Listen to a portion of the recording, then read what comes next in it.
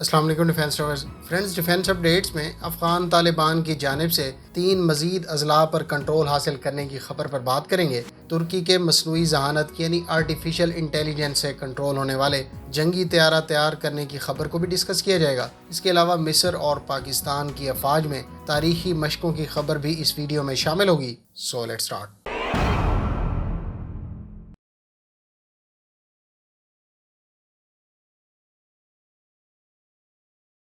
Friends, اطلاعات کے مطابق آذربائیجان نے آج صبح 3 بجے 6 آرمینین سولجرز کو اس وقت گرفتار کر لیا جب وہ کیلبجار ریجن میں آذربائیجان کی حدود میں داخل ہو رہے تھے۔ آذربائیجان کی منسٹری کے مطابق یہ 6 سولجر آذربائیجان کی سرحد پر موجود فوج کی سپلائی لائن کے لیے استعمال ہونے والے راستے پر بارودی سرنگیں بچھا رہے تھے۔ اس کے علاوہ آذری وزارت دفاع کے مطابق اس ریجن میں آرمینیا کی فوج اور اس کے ٹینکوں کی نقل و حرکت بھی دیکھی گئی ہے۔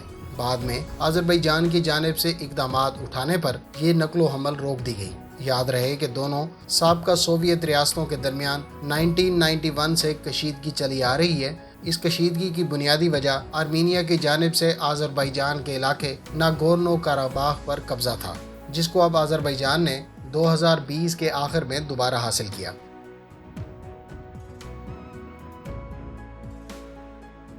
مصر اور پاکستان کی گارڈین آف دا اسکائی 1 نامی مشقوں کا آغاز مصر میں ہو گیا ہے۔ گارڈین آف اسکائی مشقوں میں دونوں ممالک کے ایئر ڈیفنس یونٹ حصہ لے رہے ہیں۔ ایجپشین آرمڈ فورسز کے ترجمان کے مطابق ان مشقوں کا مقصد ایک دوسرے کے تجربات سے سیکھنا اور دونوں ممالک کے تعلقات کو مزید بہتر بنانا ہے۔ ان کا مزید کہنا تھا کہ دونوں ممالک کی آرمڈ فورسز کی انٹر آپریٹیبلٹی بھی ان مشقوں سے بہتر ہوگی۔ ان مشقوں میں دشمن پر مل کر حملہ آور ہونے کے علاوہ مختلف سینیریوز میں اہم شخصیات کی حفاظت وغیرہ سے متعلق منورز بھی شامل ہیں۔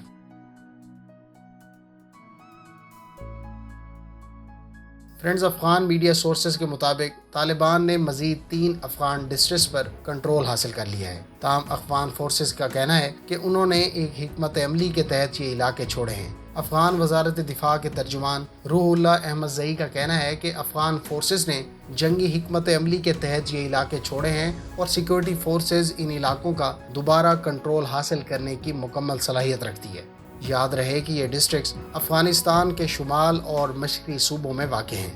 ادھر افغان سپائی ایجنسی کے سابق چیف رحمت اللہ نبیل نے کہا ہے کہ افغان طالبان غیر ملکی فوجوں کے انخلاء سے پہلے اہم شاہراہوں پر کنٹرول حاصل کرنے کی کوششوں میں ہیں تاکہ کابل میں موجود حکومت کے ساتھ مذاکرات میں اپر ہینڈ رکھ سکیں۔ خیر، آپ اس تمام صورتحال پر کیا رائے رکھتے ہیں؟ کمنٹ باکس میں اس کا اظہار ضرور کریں۔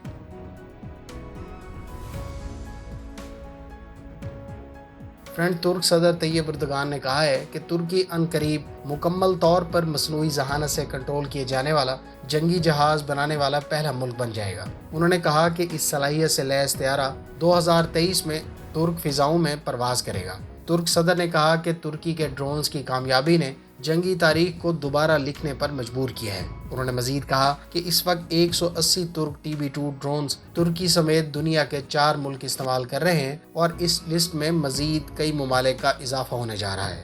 دوسری جانب ناصر بیرکتر کمپنی کے چیف ٹیکنالوجی آفیسر نے ان مینڈ ایئر کرافٹ بنائے جانے کی بات کی تھی، بلکہ سرکاری کمپنی ترک ایروسپیس انڈسٹریز بھی TFX 5th generation aircraft کے علاوہ ان مینڈ ایئر کرافٹ پر کام بھی کر رہی ہے۔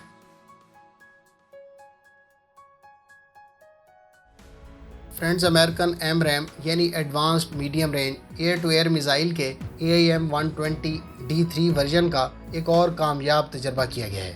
AMRAAM جوائنٹ پروگرام آفس اور US نیوی نے یہ لائیو فائرنگ تجربہ F-18F سپر ہارنٹ طیاروں سے سر انجام دیا۔ اس سے پہلے اس میزائل کا تجربہ 9 دسمبر 2020 کو کیا گیا تھا۔ اس مشہور زمانہ میزائل کے جدید ورژن کی مزید تفصیلات شیئر نہیں کی گئی۔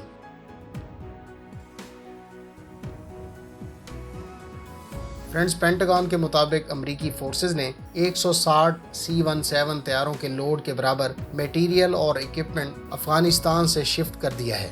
دوسری جانب طالبان کی جانب سے افغانستان کے ساتھ ملحقہ ممالک کو وارن کیا گیا ہے کہ وہ امریکہ کو اپنے فوجی اڈے دینے سے باز رہیں۔ ادھر امریکہ نے اپنے انخلاء میں تیزی دکھاتے ہوئے اب تک 10,000 ملٹری ایکوپمنٹ کے pieces US defence logistics agency کے حوالے کیے ہیں، جبکہ C-17 سے سامان کی منتقلی اس کے علاوہ ہے۔ اسی دوران امریکہ نے افغانستان میں 5 کنٹرولڈ انسٹالیشنز افغان وزارت دفاع کے حوالے کی ہیں۔ یاد رہے کہ پاکستان نے نہ صرف مستقبل میں امریکہ کو کسی بھی قسم کا اڈا اور ایئر سپیس کے استعمال کی اجازت دینے سے انکار کر دیا ہے، بلکہ ہماری اطلاعات کے مطابق اس وقت افغانستان کے ساتھ سرحد رکھنے والے 6 ممالک میں سے کسی میں بھی امریکہ کا اڈا موجود نہیں، اور نہ کسی نے ابھی تک مستقبل کے لیے کوئی حامی بھری ہے۔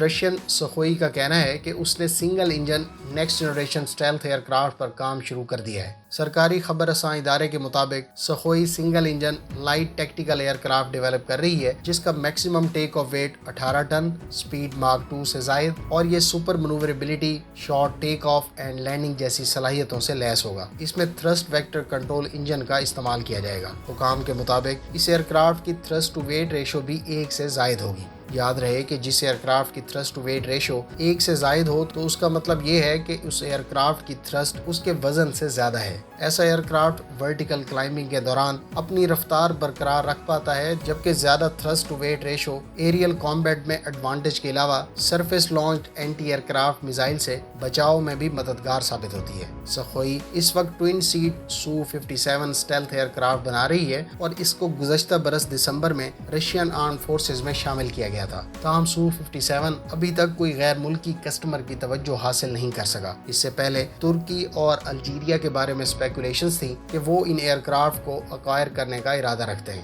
گزشتہ برس روسٹیک کارپوریشن نے کہا تھا کہ single engine stealth aircraft پر کام شروع کر دیا گیا ہے، جو کہ ان مینڈ اور مینڈ دونوں ورژنز پر مشتمل ہوگا۔ اس کو خاص طور پر ایکسپورٹ کسٹمر کے لیے بنایا گیا ہے، تاہم رشین ایئر فورسز بھی اس کو حاصل کر سکتی ہیں۔ روسٹیک نے مارچ میں کہا تھا کہ وہ new single engine 5th generation fighter aircraft جولائی میں ہونے والے ایئر شو میں بھی ڈسپلے کرے گی۔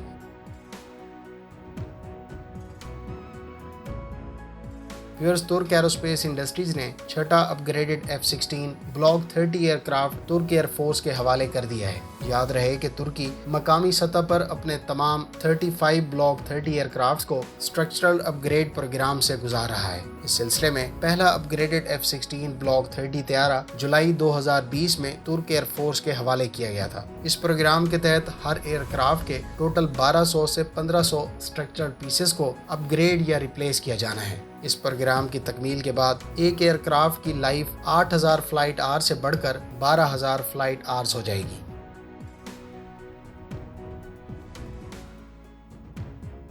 امریکی فوج کو 8 روبوٹک کامبیٹ وہیکلز کے پروٹوٹائپ ڈیلیور کر دیے گئے ہیں۔ ان پروٹوٹائپ وہیکلز پر ٹیسٹ جلد شروع کر دیے جائیں گے۔ یہ وہیکلز 2 ویریئنٹس میں امریکی آرمی کو ڈیلیور کی گئی ہیں۔ اس میں سے ایک لائٹ روبوٹک کامبیٹ وہیکل اور دوسری میڈیم ہے۔ لائٹ روبوٹک کامبیٹ وہیکل کا وزن 10 ٹن سے کم، جبکہ میڈیم کا 15 ٹن سے کم بتایا گیا ہے۔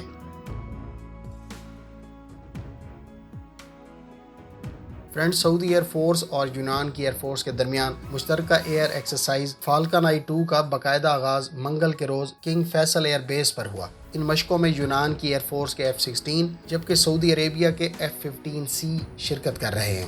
دونوں ایئر فورسز ان مشقوں میں دفاعی اور جارحانہ تربیتی مشنز کے علاوہ کئی طرح کی ایئر بیک اپس سارٹیز کنڈکٹ کریں گی۔ یاد رہے کہ اس سے پہلے سعودی ایئر فورس کے F-15 یونان میں بھی ایئر ایکسرسائز میں حصہ لے چکے ہیں۔ فرینڈز، یہ تھیں آج کی ڈیفنس اپڈیٹس۔ اگر آپ کو یہ ویڈیو اچھی لگی تو اس کو لائک اور شیئر ضرور کریں۔ چینل پر نئے ہیں تو اس کو سبسکرائب کر لیں اور ساتھ میں موجود بیل آئیکن دبائیں تاکہ آپ کو ہر نئی آنے والی ویڈیو کا نوٹیفیکیشن مل سکے۔ ملتے ہیں نیکسٹ ویڈیو کے ساتھ۔ اپنی دعاؤں میں یاد رکھیے گا۔ اللہ حافظ۔ پاکستان زندہ باد۔